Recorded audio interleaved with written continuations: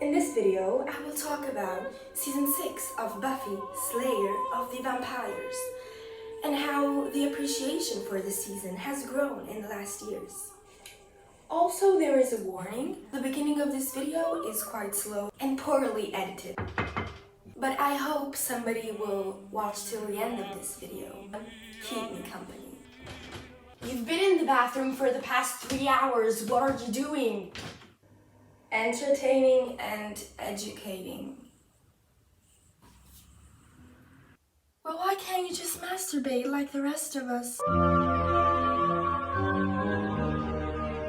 Season 6 of Buffy, Slayer of the Vampires. Being without a doubt the most controversial seasons of Buffy, was initially disliked and regarded as one of Buffy's worst seasons. This was due to the fact that the audience that was watching Season 6 at the time were either young teens who joined in once a week to catch up with the falsely advertised super clean family-friendly show about a bubbly teenager, or devoted fans who were gifted with the surprise of having their favorite hero who had died in the last season finale, and they were thrilled for her to come back. That'll put marzipan in your pie plate, bingo. What's with the dada ears on red? Instead of witnessing Buffy's journey in coming back to life, fans were ambushed by the plot twist of Buffy being more dead than alive all throughout Season 6. This is because, after being resurrected by her friends, Buffy finds herself unable to feel any sort of emotions. Buffy is unable to go back to her normal life, all the sort of things we had all grown accustomed to. Even in the darkest episodes of the series, we could always see that Buffy, after having accepted and embraced her duty in Prophecy Girl, quit. It's not that simple. Was always, with her ups and downs of course, at least trying to fight against the evil forces of darkness. But in Season 6, this is not the case anymore. In the past, Buffy was able to find strength in herself with her friends, of course, Willow and Xander. So Willow, who metaphorically serves as her spirit, Xander as her heart, and Giles as her mind. She continues to fight. During Buffy's journey, we see her struggle a lot, but in the end, Buffy always found a way to stop the apocalypse from coming. Oh, why can't you people just leave me alone? Because you are the Slayer. Buffy is, at its core, a show about growing up and becoming an adult. As the seasons progress, Buffy leaves high school, goes to college, and has to start dealing with real-life problems. Although the monsters are real in the Buffyverse, of course, they metaphorically represent obstacles that Buffy needs to face in order to become an adult. You know, fight her inner demons. If we view the show as a metaphor of growing up, then if we put ourselves in Buffy's shoes, what happens when we get to Season 5 of our lives, we could say? When a burden of responsibility is suddenly thrown upon us and we are forced to jump in the dimension of adulthood? But wait, no, we can find a way, maybe, to both defeat our immortal otherly dimension monsters, save the world, and we can do that by saving our inner child who we need to take care of. But no, Buffy still dies. She wanted to. She did the coolest fucking thing ever and once again prevented the apocalypse. Be brave. Live. Here is where the show gets interesting, with challenging our views on death and life. By dying, Buffy does the right thing and saves herself. And when she gets dragged back to life by her friends, she feels she's more dead than she's ever been. She wishes they never brought her back and had left her where she was, away from all of her responsibilities and her duties as Slayer, which she no longer cares about. From Season 1 to Season 5, the heroine so devoted her life to achieving the goal of adulthood.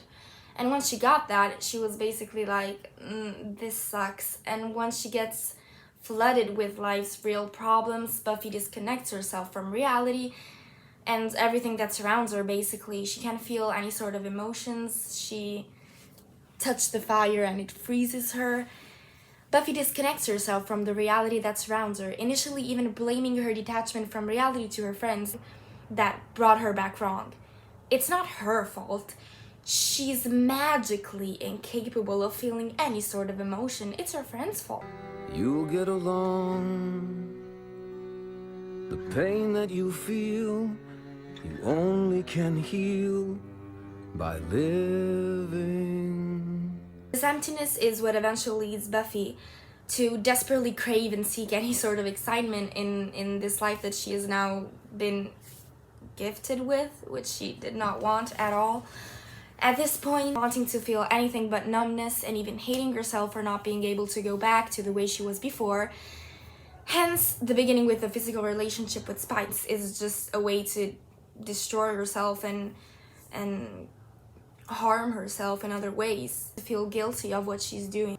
Of course, this is in the context of Spike still not having regained his soul. In season 7, it's completely different. I mean, it depends on how you view the morality of soul. Her relationship with Spike is still only strictly physical, and that in itself makes us realize that it's completely different from season 7, and it's a thing that Buffy is doing to hurt herself, not to engage in any sort of romantic type of relationship.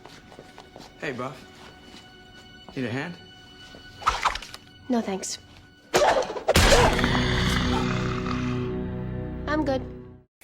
Because the show revolves around Buffy, her friends' storylines in the season reflect her heart's doubts, her mind's absence, and her spirit's crisis. All of these themes make perfect sense if applied on Buffy's psychology, or at least to me. I didn't see so much of a difference between what have always been Buffy's worst fear of what she felt she was, or if she wasn't already, could become. So, Faith, her cold-hearted other self in The Wish, the spirit of the first Slayer, basically emotionless and apathetic. At this point, she's just tired of trying and doesn't care anymore. All of these themes and alter egos that Buffy faced in the previous seasons just come back in a harsher and more realistic and adult type of view of life. And so, yes, season 6 is dark, but in no way darker than other things that are now on TV. And Buffy's character development, although it is quite a depressing and dark one, makes perfect sense considering Buffy's past. So, here we are. Are we really gonna do this? Season 6 has been considered problematic, way too dark and depressing, and generally all over the place, for other reasons that I will not discuss now in this video.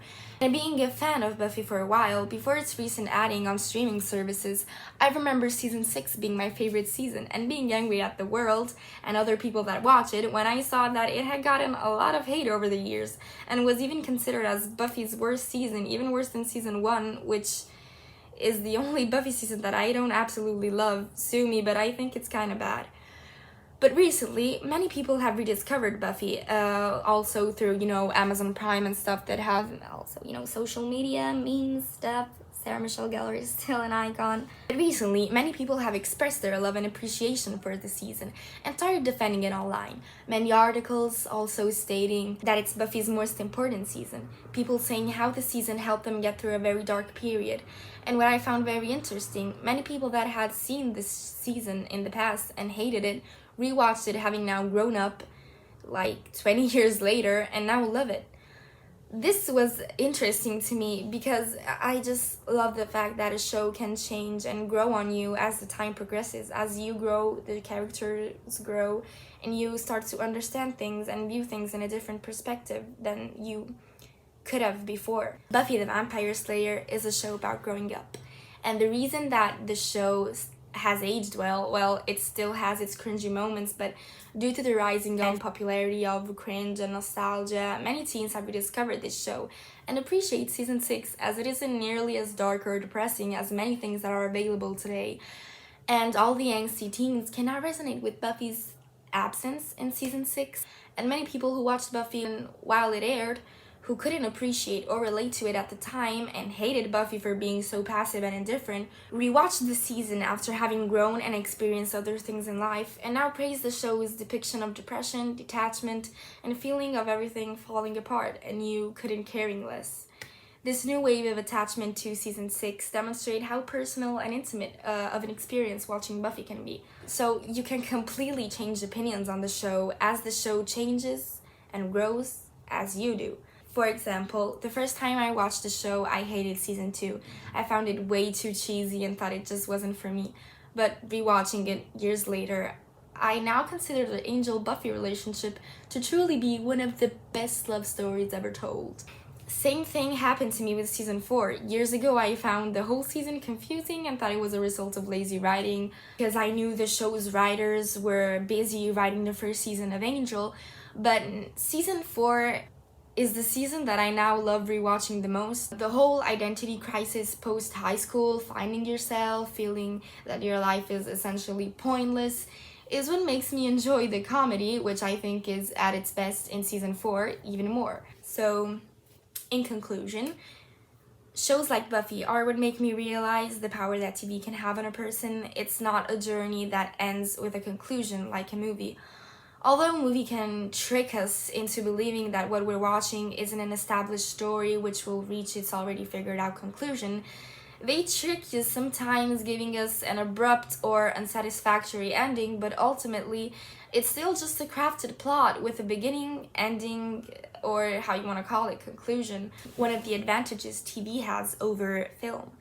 It's not just entertainment, it's like a long-term relationship, during which you get to know yourself better thanks to the other person. It's a commitment. Because, like, for example, if you were to watch all the content from the Buffyverse only once, all the episodes would amount to 106 hours and 42 minutes of Buffy, 80 hours and 40 minutes of Angel. This is not considering the movies and the full-on comics that continue the series. But honestly, if you enjoy these shows, you're also gonna watch other Joss Whedon shows, so of course, Firefly and Dollhouse. So many hours that you spend watching your favorite characters develop and change over time, and this is what makes these types of course, very rare shows like Buffy so good. Watching the first time may be just entertainment, but the second time, the third time, it's so on and so forth. Then is when you start comparing how the character was in the first season, how the character is in the second season, how the character is in his first relationship, how the character completely changes, and how you were while you were watching. Remember how you felt like the first time you saw Buffy killing Angel, saw the body. Did you cry? When you saw Dawn basically appear from a butthole, just like sitting there, am I stupid? Why didn't I notice that Buffy had a sister? You start remembering the whole pack of emotions and feelings you felt, could have felt, are feeling now. And you start realizing things that you couldn't even consider in the past. Why did I make this video? Let me answer that question with a headbutt.